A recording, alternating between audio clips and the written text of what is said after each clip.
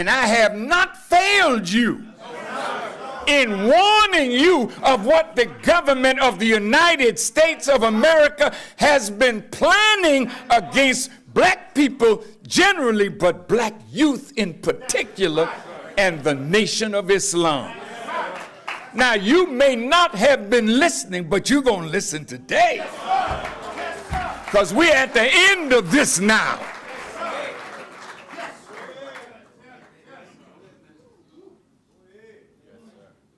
I had to think about this. Reagan met with the Joint Chiefs of Staff, okay, in early September. Wow. But I don't know who the war is against. He didn't say. That was for me to study. But the formula was so deep. I went on a tour, world tour, and while I was in Africa, boy, America, you have been something, because you knew when you heard me in '84 that Elijah was back. And he was back in that young man that was talking. He's back today. And now, in the fullness of these 32 years, I'm going to run real quick over 6 presidents that have met with their Joint Chiefs of Staff to plan a war in the Islamic world and to plan a war against black people and particularly black youth. And we're at the end of it now. The plan is to genocide and kill you all. Listen to me good now.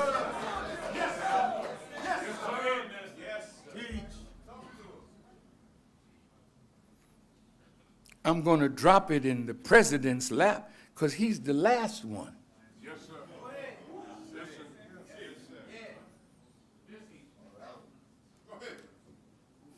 Yes, sir. Reagan ain't never loved us. When Reagan was the governor in California, he and Edwin Meese, who later became his attorney general, they were planning war games in California. And the war games were not against some foreign enemy. The war games were against black people. And this has continued from 6 presidents. And the slickest of them all, Tricky Dick was before. But Slick Willie, you caught more hell under the Clinton administration, and you thought he was our first black president. But I want to run the presidents down so you could see that the government of America has been planning our demise.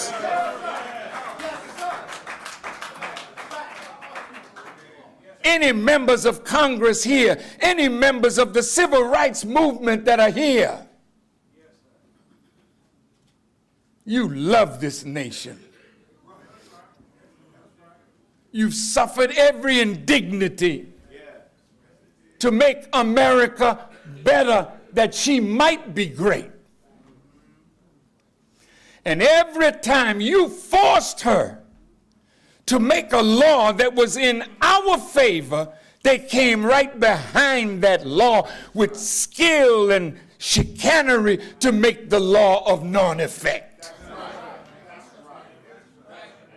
This started in 1876 in the Hayes-Tilden presidential election. It was so close they didn't know who it was, who the winner was. So they met here in Washington at the Wormley Hotel. It's not here now. In 1877. But the election was in 1876. Thank you. I know what I'm saying, brother. I need help, though, but when I need it, I'll call you.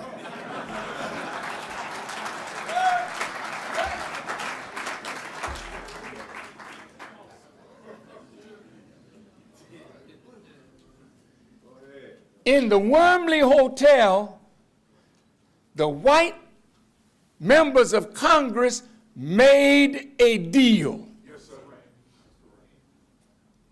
that Rutherford B. Hayes would be president. But Tilden, being in Congress, the deal was that when we were so-called emancipated, Abraham Lincoln sent federal troops into the South to make sure that black people were treated better. But the deal was, if you let Rutherford B. Hayes be president, we'll take all the federal troops out of the South, and then you all can go back to doing what you do. That was called the Great Betrayal of the so-called American Negro in 1877. Now, to the Jewish people in this hall, you weren't there, but there was a Jewish man named Levi who was in Congress, and he sold the agreement that was made in the hotel to the members of Congress, and it became policy.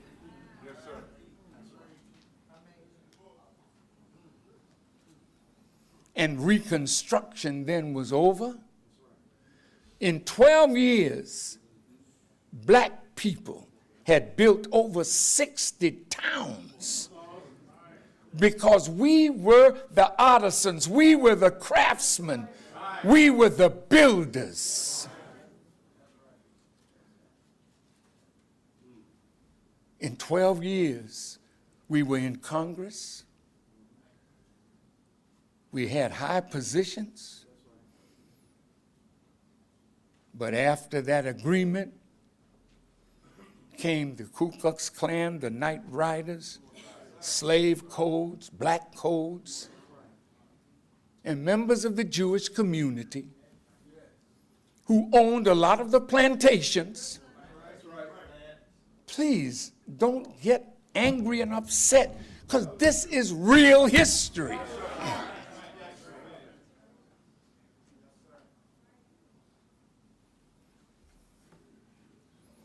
You put us back on the plantation as sharecroppers. You began riding down on us, and if any of us escaped the plantation, many of the Irish that were coming over were they call them the paddy wagon. They would come after us and bring us back to the plantation. Those were hard days. Hard days. Guess what? When the Emancipation Proclamation so-called set us free, we were the builders, we were the architects, we were the brick masons, we were the carpenters, we were the plumbers, we were all of that. If you saw a white man with a hammer in his hand, he was going to beat some black man, but he wasn't building nothing.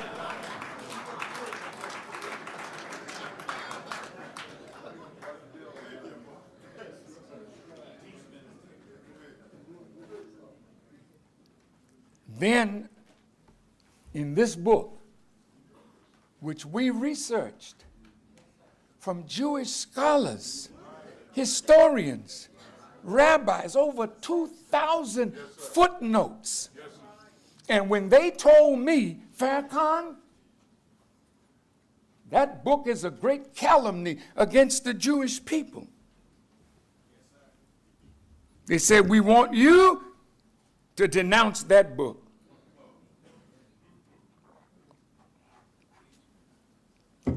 Because it's false. I said to Irv Kutzinet, Rabbi Shalman, and a few rabbis I met in their home. They said, Farrakhan, you must denounce the book. I said, fine. If it's false, I don't want to have nothing to do with it. I said, but everyone that we quoted is a Jewish scholar, a Jewish rabbi, or a Jewish historian. So I'll denounce it, but you have to denounce everyone that we quoted as liars. Now look, all is fair.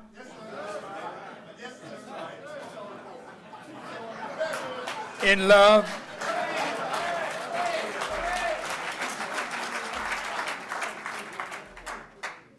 They told me, if you want our friendship, we have to watch you over a protracted period of time.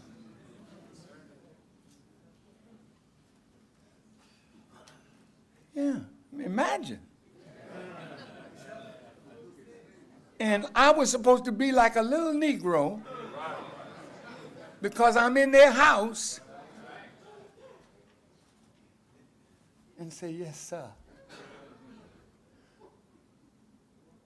When we got finished with them that day, the war was on. Because I told them, I don't mind being your friend. That's why I'm here. But if being your friend means I got to deny the truth, then yours is a friendship I don't need, and yours is a friendship I don't want. So you all know that when you got a black man that's not going to bow to you, then that's trouble, because you've been waiting for the Messiah. And you know that he comes to end your civilization. So when you hear black men talking like Farrakhan is talking, you hear the end coming. And if you can stop him, if you can shut his mouth, if you can kill him,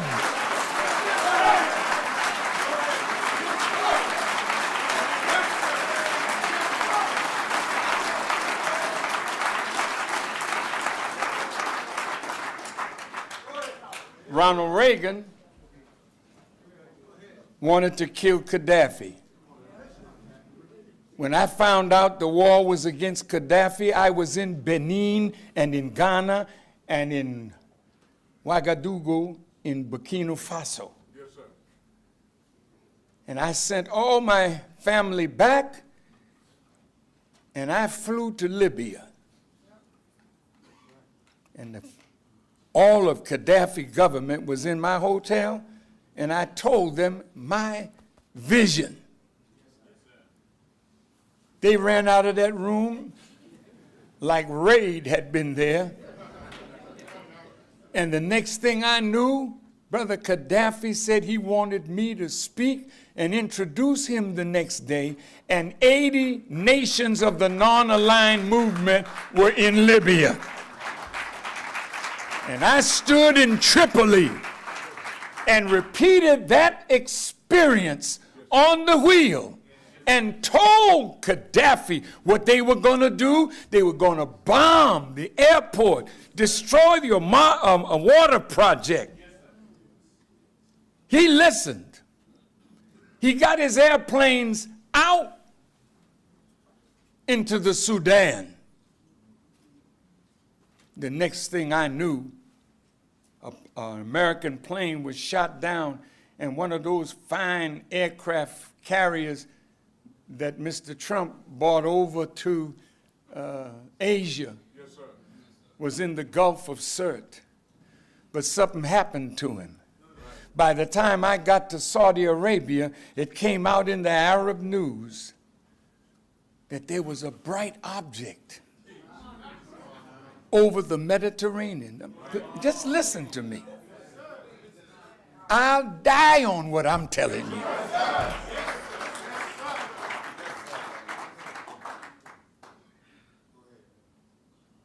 And I said to those with me, I said, the wheel was there. The electronic equipment on the aircraft carrier was messed up. So it had to go back to Florida. In the meantime, I was able to get out of Libya. I got into Saudi Arabia, and a few days later, the bombs dropped on Libya. It was the greatest assassination attempt, most expensive in history. So they always wanted Gaddafi. But what I did not know was the war at that time was on two fronts. It was war with a Muslim country in Africa, but war on the nation of Islam and Islam, period, in America. Reagan was doing war games in California. When he became president, he brought all that stuff with him into the White House. Meese came. And the war games were practiced even more so because they expected since 67 and 68, when the riots broke out and Dr. King was assassinated, the government of America knew that the black youth were dangerous. Black folk were becoming more militant. And instead of seeing that there has to be a solution, let's separate the two people. But he didn't want to do that. Killed them. Reagan out. Well, I start with Nixon because that fellow was so bad. Did you know that Nixon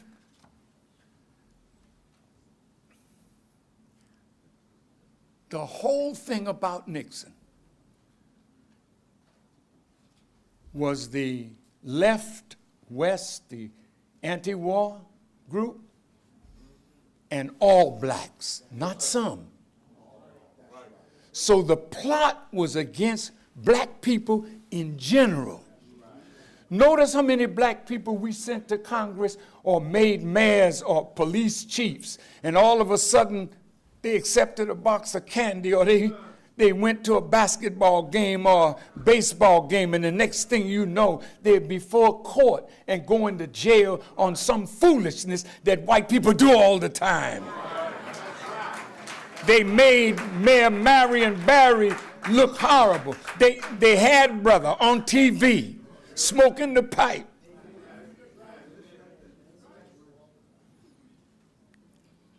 Did they? Yes, sir. They made Mayor Barry look so bad that black people who were in the spirit to vote for black people, after seeing Mayor Barry like that, they said, what are we doing, man? So I was somewhere in Atlanta, and they came, the press. Mr. Farrakhan, you seem to be an upstanding man. What do you think about a man who is highly respected and he's using drugs and having illicit sex?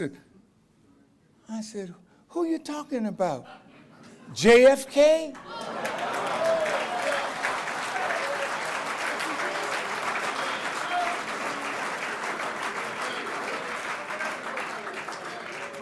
That black woman froze. She wanted me as a black man to condemn another black man. But the White House, all you members of the press, you knew what kind of man John was. You knew what Bobby was. You knew they were sneaking Marilyn Monroe into the White House. But you never said a damn thing. Now all of a sudden everybody's groping.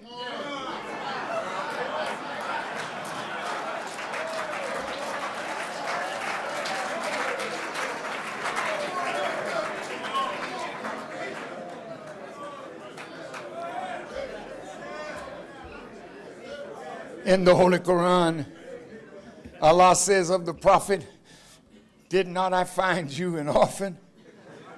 Did not I find you groping and showed you the way? Groping only means you're trying to find your way. Because you can't see, so you feel.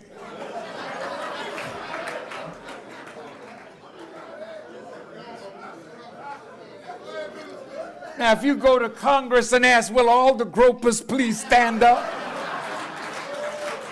Practically the whole damn Congress will say, damn, I've been found out now.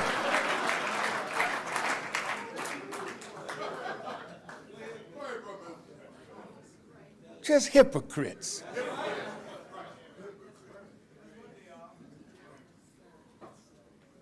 Oh, but then came Bush, H.W., and they say he's a groper too.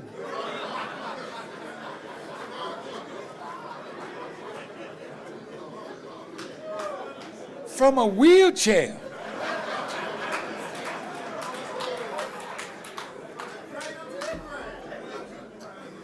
I mean, the press is having a field day.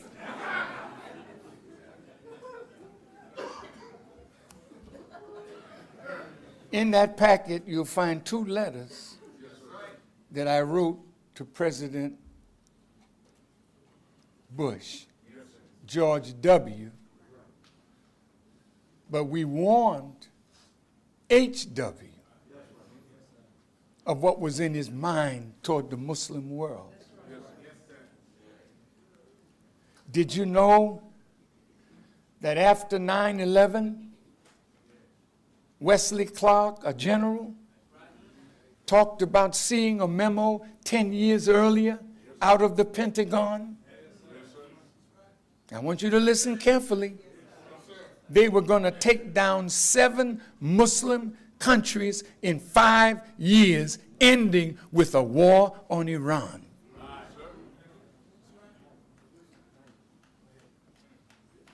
So the spring came, and you saw like dominoes, members of the Muslim world falling.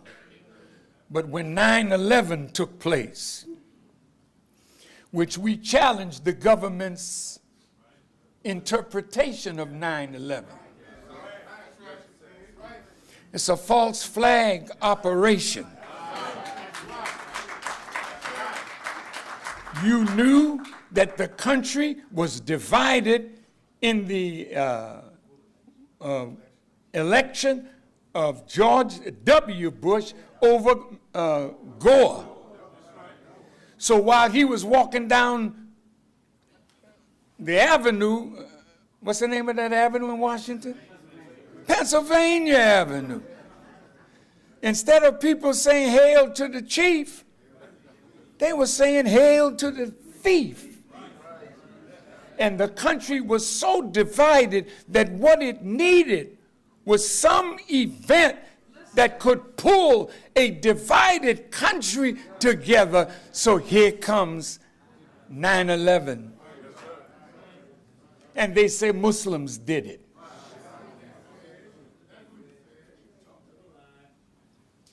They had some pilots that had gone to Florida to take flight lessons. I don't think they passed off of a Piper Cub. I don't understand how they had gained enough knowledge to get into the cockpit and at over 500 miles an hour, drop that plane down and then into the tower. Do you know that there's a CIA man, I think his name is Crosby?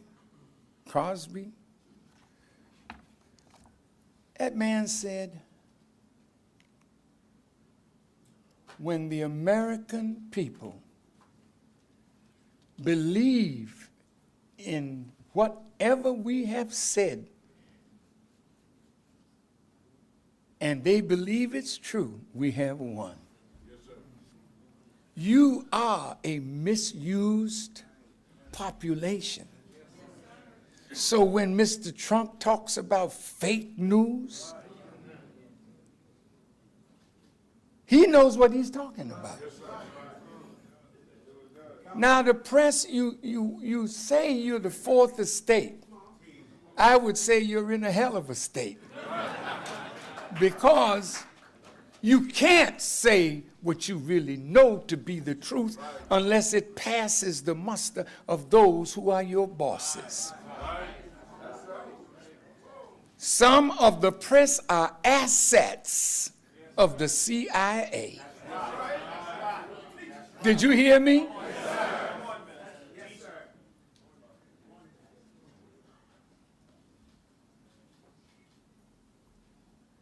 They have deceived the American people. So Donald J. Trump is busting up the institutions of a democratic country. My God. Yes, sir. Congress has 10% of the people with Congress. The media, the people don't trust the media. So every time he say fake news, if you study an article, 70 years of the CIA, the criminal arm of the U.S. government. These are criminals. They go into countries, kill presidents,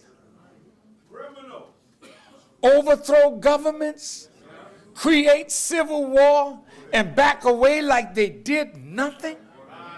They're crying about Russia's hacking into your little election when the American government has interceded in 81 countries to fix their elections and put into power those that would be in favor of American interests.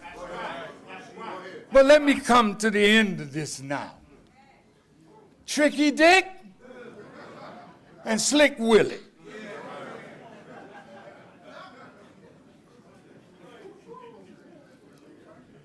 We went from a small prison population,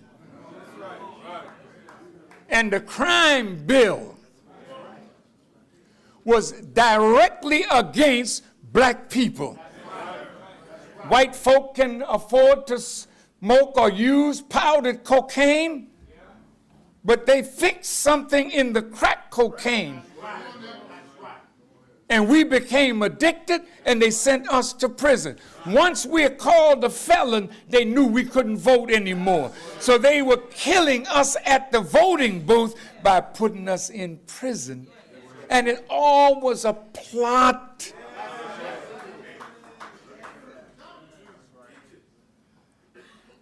And Mr. Trump,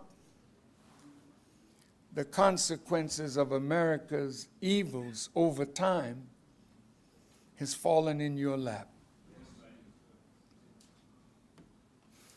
Do you know that we've been a problem for you ever since we've been here? You fought a civil war over what to do with us. Wow, think about that. Poor black brothers and sisters, you're so conscious now. You're pulling down the Confederate flag, you know, because that was the flag of the South in their breakaway rebellion against the North. But that's history. Yes, sir. You don't feel their pain, and they sure don't feel yours. But do you know how many white folk in the South lost their homes, lost their farms, lost their lives in that war? So when you force them to take down the flag that represents their commitment to slavery, yes, and to the way of the South, you jump up and pull it down, and you don't think you're going to get a backlash from white people? Robert E. Lee is a great general. When America won the war with Japan, They sat down with the generals. First World War, they show respect, one general to another, one warrior to another. So now you want to take, okay, Robert, we don't like you, but get your statue out of here. So President Trump said, well, where's it going to end? Because the first 5 presidents were all slave owners.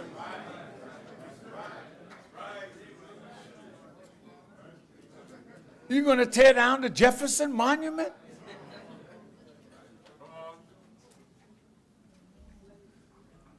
You see how it's getting? So now white folk, as I said, when Mr. Trump was elected, the onion was being peeled back and white civility was no more. They're not acting by you like you think they should. They're angry. And they're killing us. And they know they have a genocidal plot against all black America, starting with Nixon and Kissinger. And Memorandum 200, go look it up. They want to cull the population of our planet by 2 billion people. This is not human. This is satanic. They've got their scientists in laboratories how to control your mind. So Dr. Wesley, our minister and analyst and researcher, he put out a book on weed. I mean, that's like talking to a pig eater and telling them don't eat pig. Man, they'll beat you up and sit down and eat a hog head. When you talk about weed to black people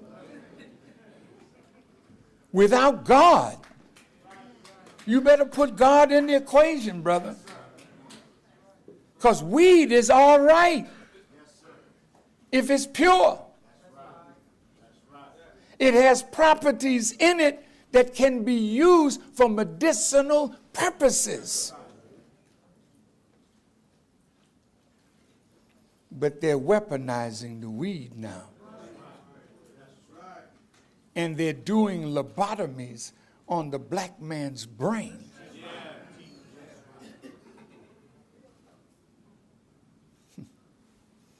With chemistry, biology, and electrical energy stimulation. You're under assault, black brothers and sisters.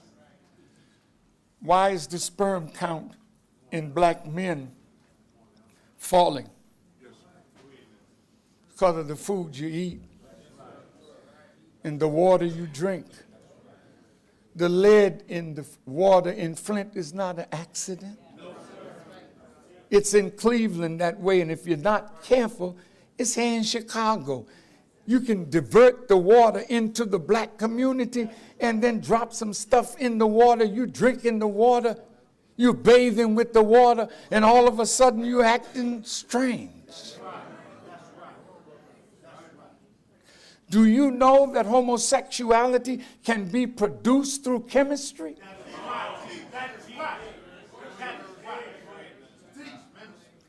Don't be mad at me. Think. You can be turned into something through chemistry and the misuse of biology.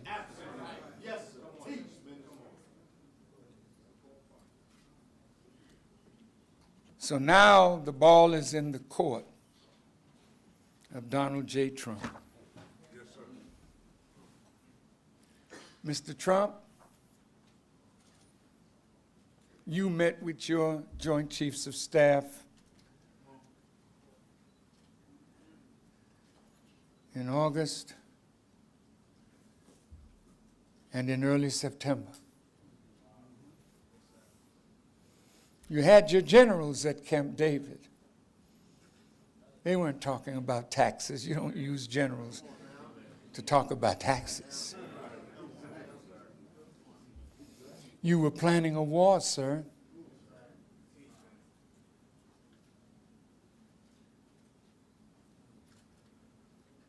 George W. Bush, after 9/11, said he was going to divide the Muslims against themselves.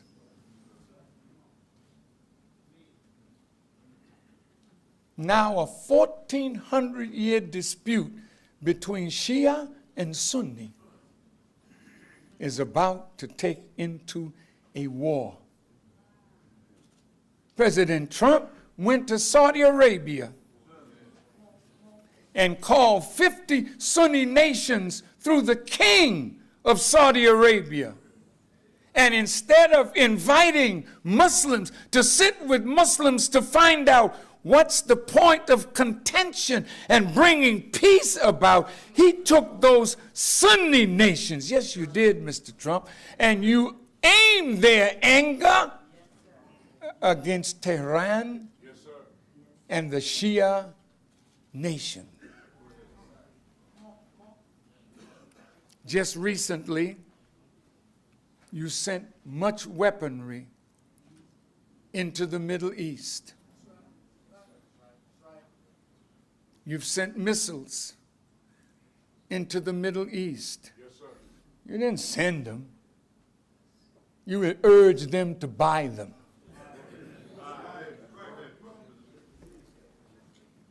A war is brewing. Yes, sir. President Trump, you just left Asia, and you carried with you to Asia 3 of your largest aircraft carriers with F-18, F-16, a nuclear sub in the water. You had an armada around Kim Jong-un. You went to talk, but you had firepower to aid your lexicon of language.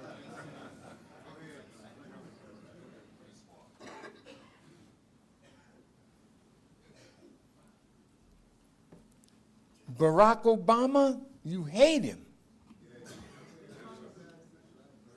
You call him a weak president because he's not like you, Mr. Trump, and he's not like his predecessors.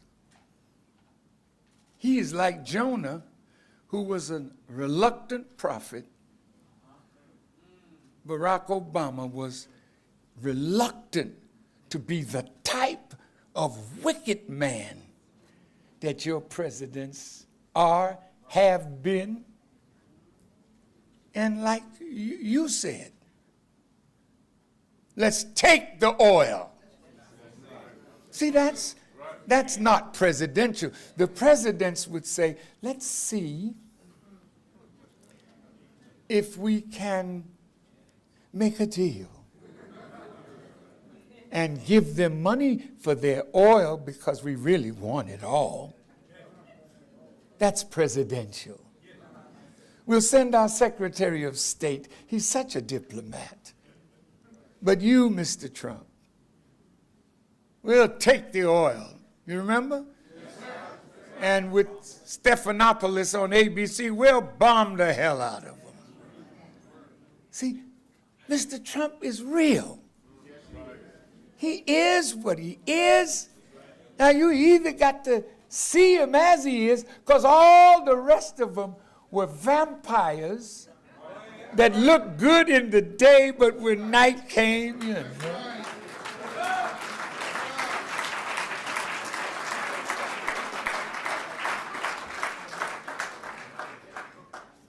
Mr. Trump, and I say this to my brother Barack, you really tried to make America better. Couldn't succeed.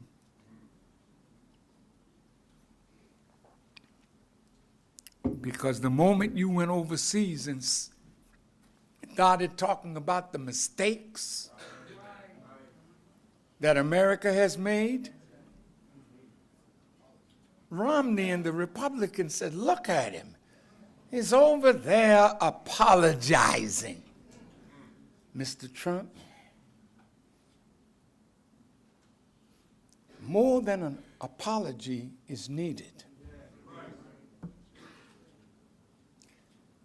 Mr. President,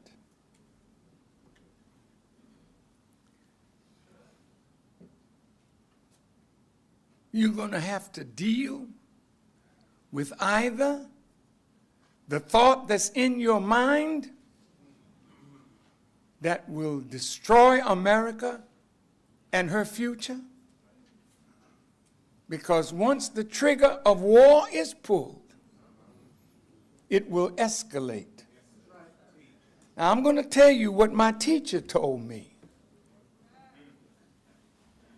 You have planned a war. The war that you have planned, you and your generals, is to the Middle East. You want to use the Sunni at the prodding of Israel to attack Iran.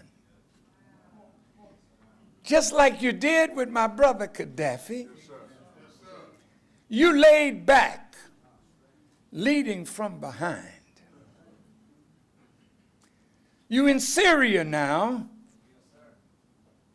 Boy, this is rough. And Mrs. Clinton,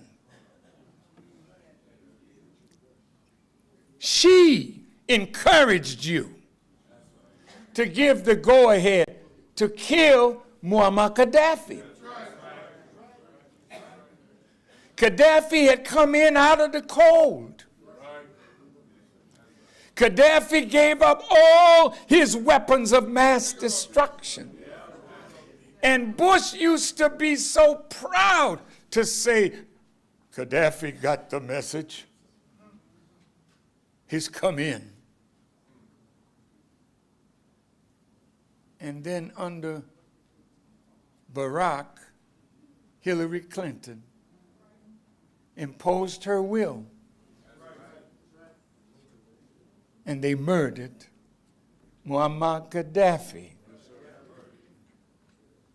And the killing of Muammar Gaddafi wrapped a ribbon around Kim Jong-un. And it was given to you as a gift.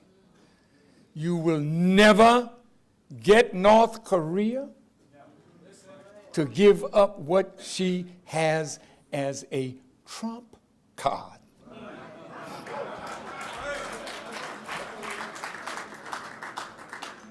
That's over, Mr. Trump. Can you live with North Korea with nuclear weapons? I think you're going to have to. Even though you have war plans already to knock out North Korea, but China said, if you attack North Korea, we have to defend them. China is right. Allah don't love aggressors. He said, but if North Korea attacks you, America, we'll lay out of it. So you went there thinking that you making friends. Wrong. You didn't discuss with China his plans for war. You have laid out in the Pentagon how you can wipe the Chinese out. Right. But you don't want China, not yet. And you don't want Kim Jong-un yet. But you're looking for a softer target and you think that's Iran. Wrong. Wrong.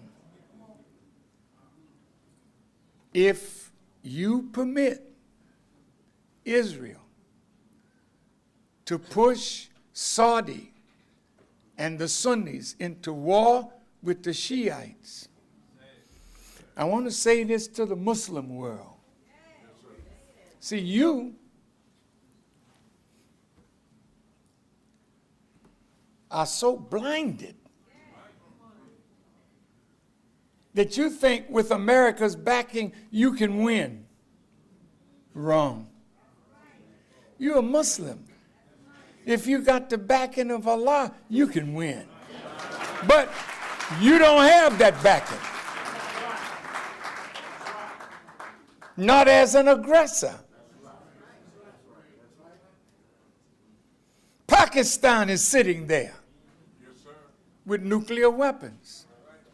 I noticed, Mr. Trump, he didn't mention Pakistan.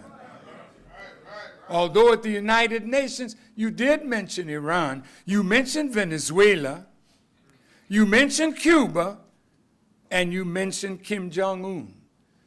You'd rather fight all of those three and leave Kim Jong-un alone. But guess what? Guess what they found in North Korea? $6 to $10 trillion in mineral wealth. And guess what they found in Afghanistan? They dropped the mother of all bombs in an empty space, letting us know that you got it and you will use it. But what did you uncover? You know that in Afghanistan, there's another 10 trillion in mineral wealth. So Barack tried to get you out of there, but you agreed.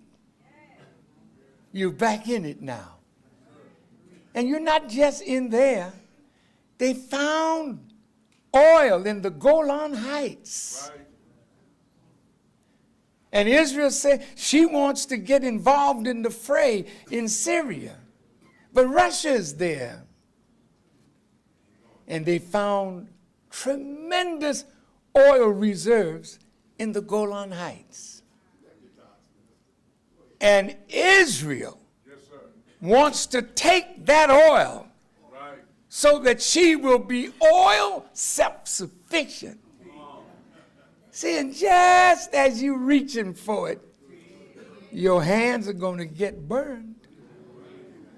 And Israel, you are making America lose big time. You don't want me to say how much control AIPAC has over the U.S. government. And I know the press is here. You can't even say it except you tell something ugly so that your editors will give you leave. But brothers and sisters, let me tell you, you're going to be set free.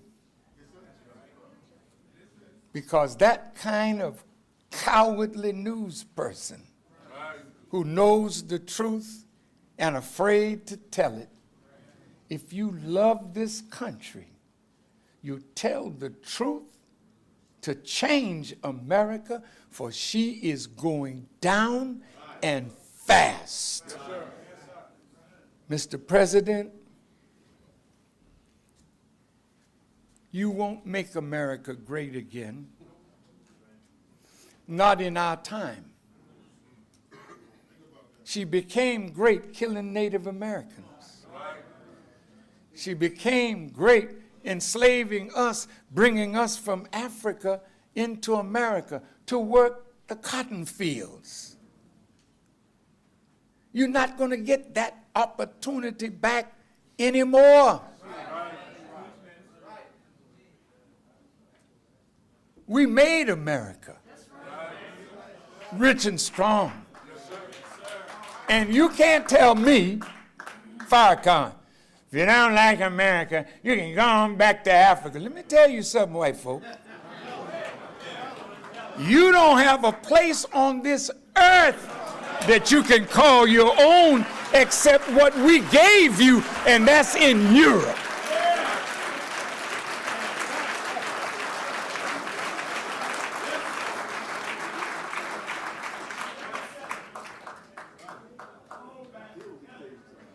Now I'm closing.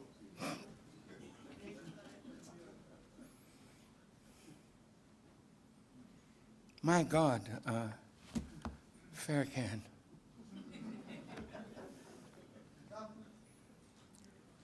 Are they planning war? Yes. Is it against black youth and black people? Yes, sir. Absolutely. I want to close with showing you the signs that I had to watch in order to know what to say to Mr. Trump today. I was right, and you'll see it in your pack with President Bush. I was right with Ronald Reagan. When we had the Million Man March in this city, do you know that you were looking at a miracle? Let me tell you something.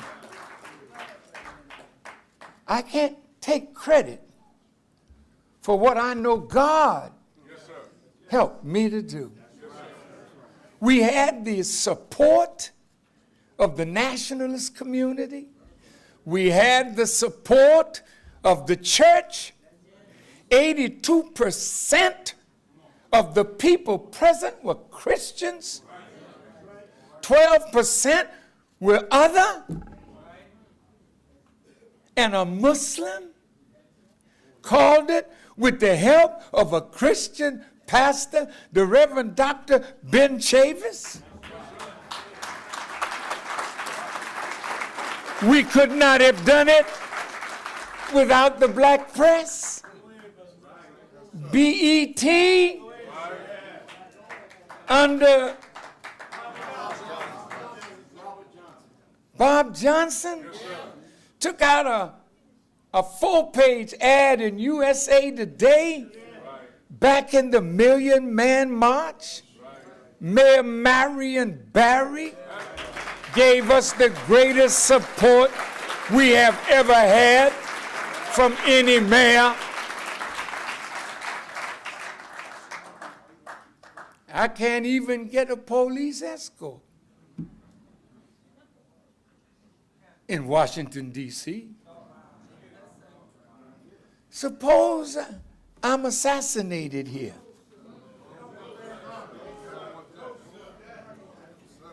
But you're already planning to kill me, and that I know. To the government. You're not coming into the black community looking for black identity extremists and not looking for me.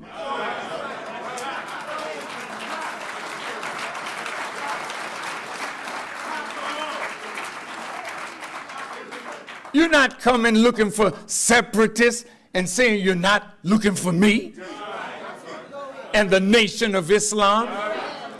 Muslims, do you know that we are the only thing that stands in between their wicked plan of the demasculization of the black man? The only thing that stands between that is the Nation of Islam.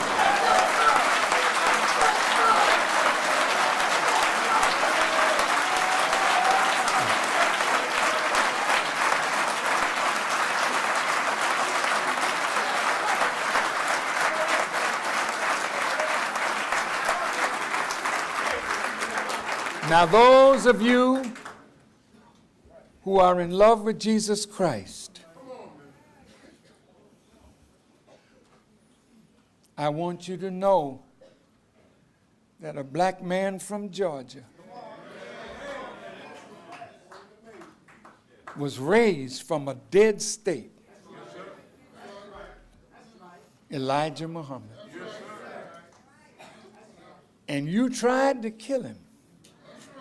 And you thought you had succeeded. That's why when I was taken up on the wheel, he said, make known to them their plans and tell them you got it from me, Elijah Muhammad, on the wheel. What was he asking me, pardon me, ordering me to tell you that for? so you would know that he escaped your plot to kill him. He's alive. He is in power. I want to introduce you to Jesus the Christ.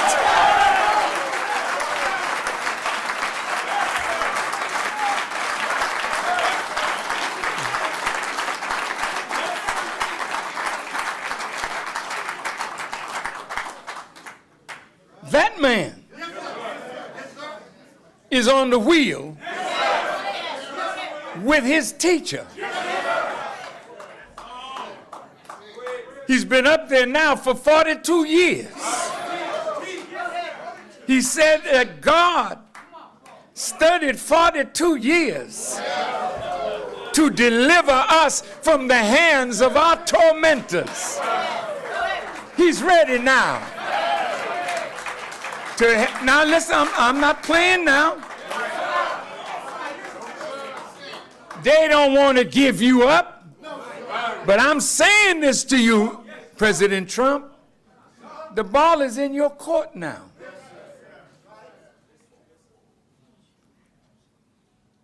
Well, what do you have for me to do? I think you should repent for all the evil that America has done to us, to the peoples of the world,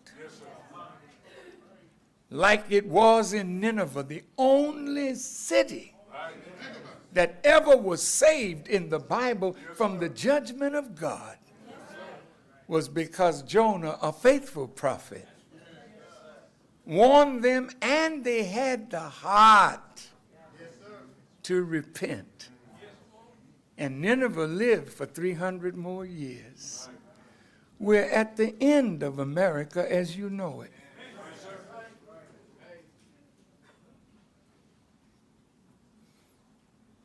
But if you let us go, you don't have nothing for us to do. But you have planned to continue the work of your predecessors, not Barack.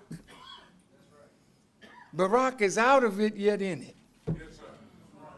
Poor fella. He wanted to be Pharaoh, and he's not a good Pharaoh. I mean, the pot is not made for him. He tried out for it, and they gave him 8 years, you know, and look at the way they talked about him. We helped put him there. They called him a monkey. They mocked his wife and children. Mr. Trump down there tore up the White House, getting every aspect of him out of there before he moved in. You hate our shadow.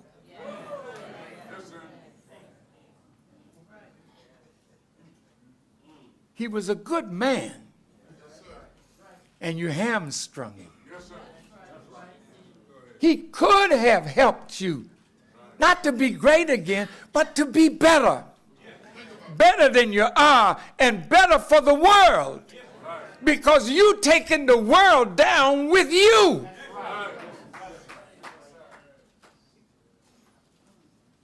Now, I have delivered a message and a warning, Mr. Trump, because I don't have an armada. I come to you. No army, no navy. These brothers that are around me, they don't carry any weapons. We're forbidden to carry weapons. We're forbidden to store weapons in our home.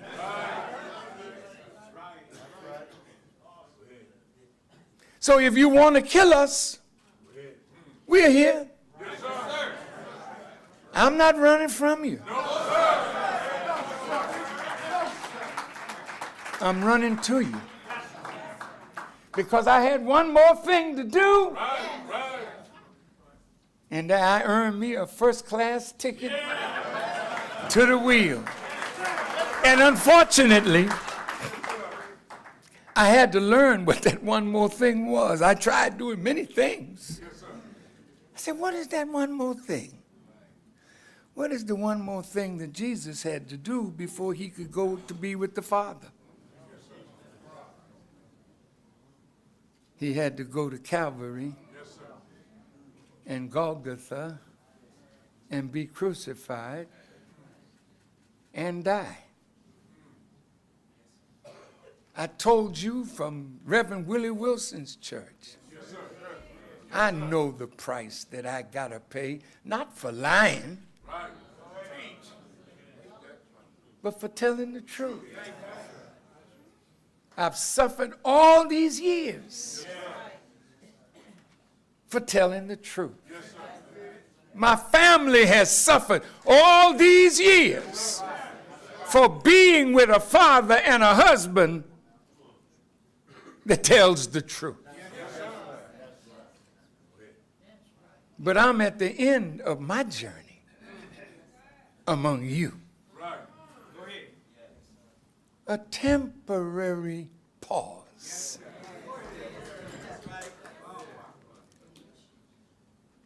And when you hear that I'm gone, I will get away. You're not going to kill me.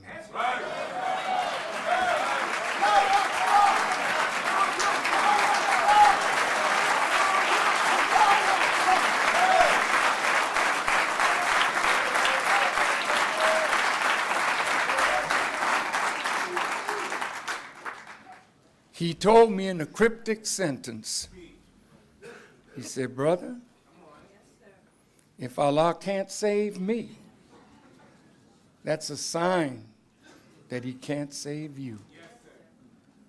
I went to a funeral that was supposed to have been his. I saw a body that was supposed to have been his. I kissed the forehead of that body, and I believed that my teacher was dead. But if he was dead, all the things that he taught me wouldn't make any sense, because he gave me so much to do that I couldn't do it if he were not alive to guide me in the doing of it.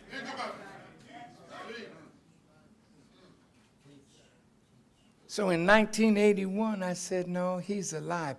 I learned through study and through help from those who heard him say things that he never said to me, because he knew his servant.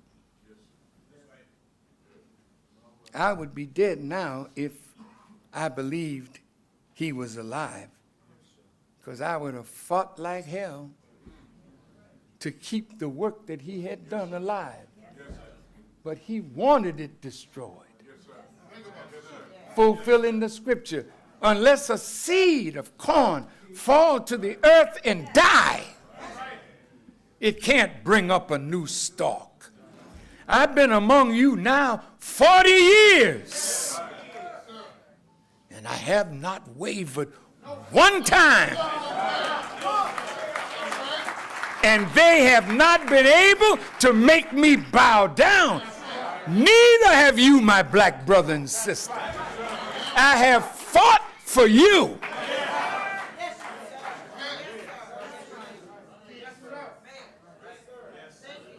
And I ask you for nothing.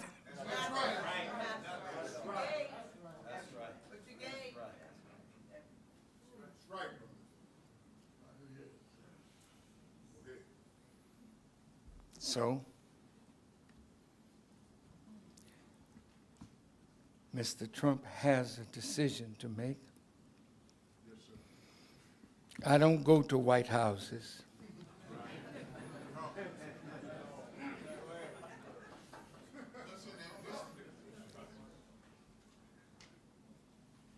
If his study of what I'm sending him in the mail to let him see what the CIA is doing to black people and what the government has been doing. If you wish to talk to me, I'll be glad. Because it's not about that kind of deal. It's about letting our people go. Because you know you have nothing for them to do. Well, what do you want? Well, some of this earth that we can call our own.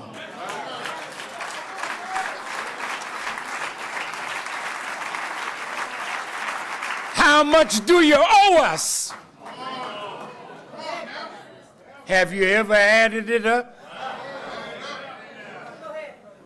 In today's dollars, it's in trillions what you owe us. So just like you push the Palestinians out to give the Jews a homeland, and we're the real ones.